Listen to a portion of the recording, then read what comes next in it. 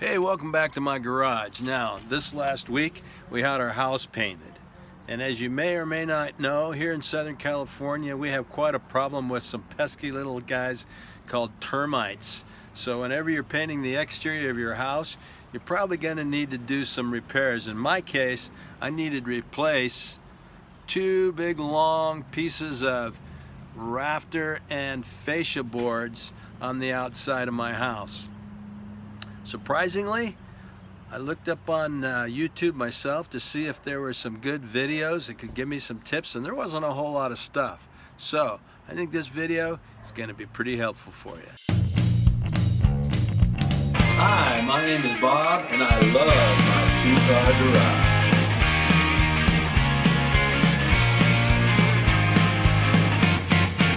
garage. First thing you need to know is gather up as many ladders as you can.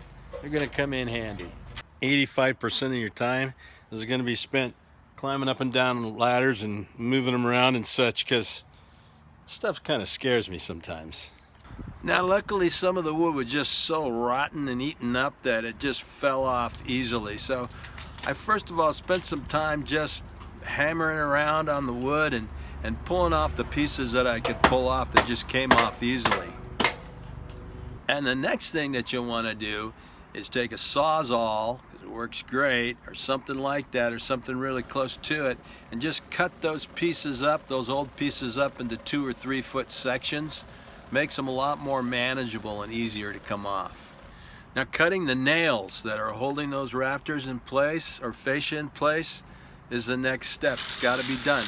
You can do that with either a metal cutting blade on your Sawzall, or it pays to have lots of options. And I think my little multi-tool is going to work great for cutting nails.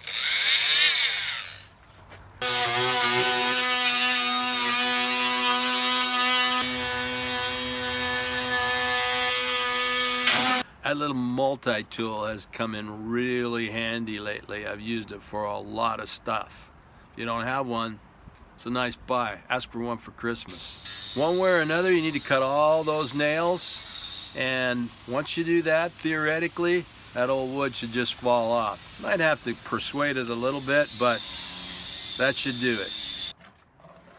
Now, before I put the new wood back on, I also spent some time just cleaning up where I took the old wood off. In my case, I need to scrape off some paint, some caulking, and some Bondo that I had used to repair things previously. But you want to make sure that nothing's in the way when you put your new wood on, especially the little nails that you cut. They might be sticking out a little bit. You want those to be completely out of the way. Don't hammer them back up into the roof, because it might damage your shingles or the paper that's there. Now, replacing the old wood with the new wood, that's the easy part. That's the fun part. In my case, I needed to splice together this long piece right here, and I did that by cutting a V, which is kind of a fun process. The splice can be done by laying those two pieces together, screwing them together.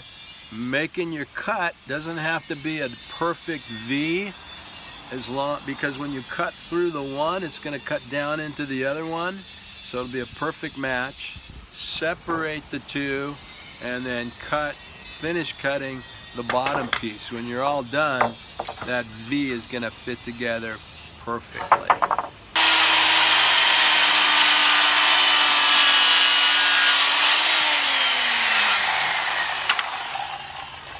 And I need to measure up from the corner right here up to that beam, put a little bird's mouth in there.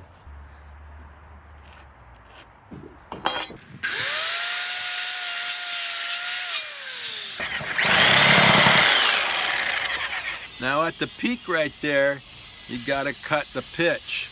You can actually just lay the board up there and eyeball it and draw a line. If you know the pitch of the roof, that's better, and you can figure that out by measuring and using your speed square to cut the right angle. Time to go find a helpful neighbor, because I'm not going to put that thing up there by myself.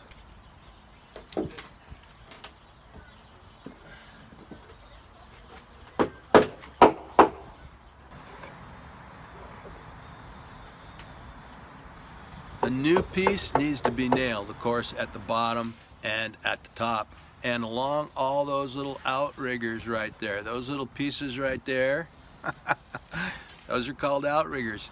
You gotta nail those.